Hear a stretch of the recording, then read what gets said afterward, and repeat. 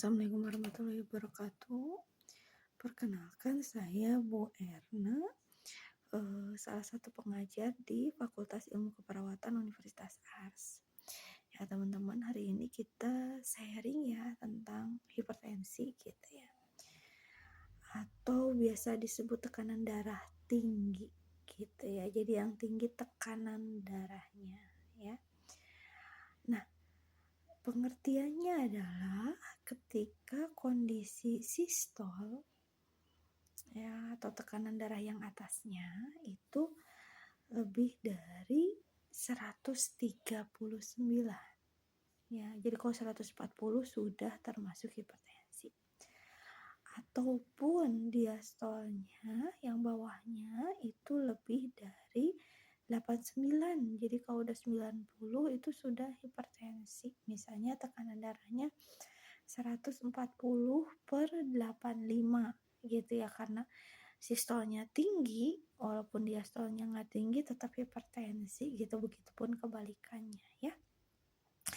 Nah, apa saja sih penyebabnya? Penyebabnya yang pertama adalah konsumsi garam ya, baik itu garam dapur yang memang bentuknya garam ataupun sudah masuk ke bumbu penyedap ya. Nah, fungsinya garam itu adalah kalau di pembuluh darah dia lebih bersifat mengikat air ya, sehingga dengan kalau misalnya garamnya tinggi maka airnya itu akan semakin banyak di pembuluh darah. Efeknya adalah karena banyaknya cairan maka pembuluh darah itu memompa gitu ya, atau misalnya kontraksi lebih kuat gitu ya, atau tekanannya itu lebih kuat agar si air yang banyak itu bisa mengalir gitu ya ke seluruh tubuh gitu, sehingga tekanan darahnya akan lebih tinggi dibandingkan orang yang konsumsi garamnya tidak terlalu banyak ya.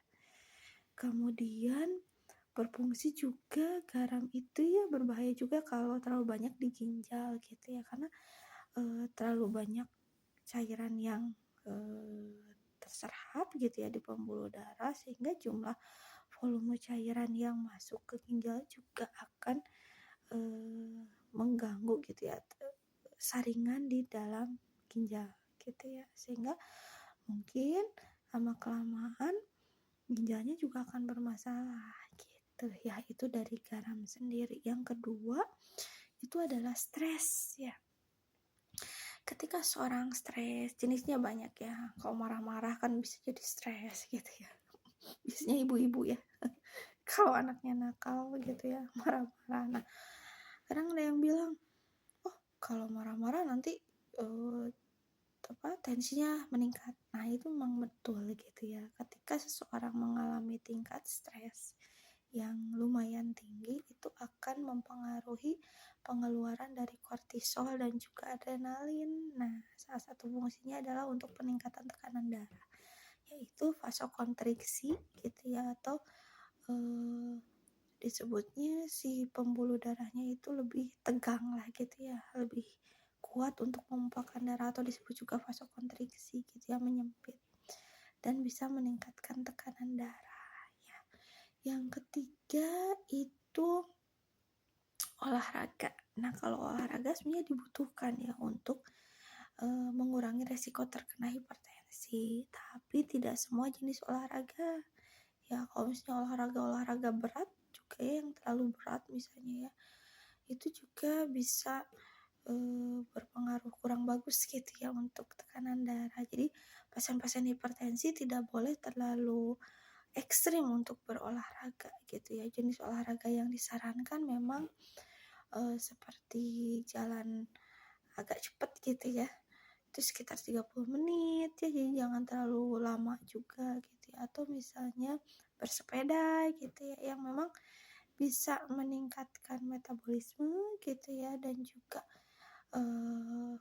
tingkat vasodilatasi dari pembuluh darah. Jadi kalau kontraksi itu pembuluh darahnya menyempit ya, kalau dilatasi dia lebih melebar gitu ya, sehingga tekanan darahnya bisa menurun seperti itu. Tapi untuk olahraga-olahraga yang ekstrim itu berbahaya gitu ya untuk jantung ya, sehingga memang harus terkontrol, misalnya sepedahan gitu ya 30 menit, biasanya seminggu 5 kali gitu ya, itu bagus untuk tekanan darah ya. Kemudian ada juga merokok gitu ya, merokok itu di dalamnya ada kandungan namanya nikotin ya. Nikotin itu mempengaruhi terhadap vasokonstriksi dari pembuluh darah ya, tadi yang menyempit itu ya, sehingga tekanan di pembuluh darah akan meningkat gitu ya. Jadi kalau mau resiko hipertensinya berkurang, berarti kurangi rokoknya juga gitu ya. Selain itu ada jenis kelamin juga ya. Pada wanita, memang wanita yang sudah menopause gitu ya, itu terjadi peningkatan beresiko untuk hipertensi gitu ya. Kemudian faktor-faktor yang lain memang lebih ke gaya hidup ya, makanan ya, makanan tadi yang tinggi garam, kemudian tinggi lemak juga ya, karena dalam lemak itu kan dia mengandung kolesterol ya, itu juga berpengaruh terhadap tekanan darah gitu ya. Itu faktor-faktornya yang mempengaruhi tekanan darah. Kemudian apa sih gejalanya gitu ya kalau seorang itu terkena hipertensi?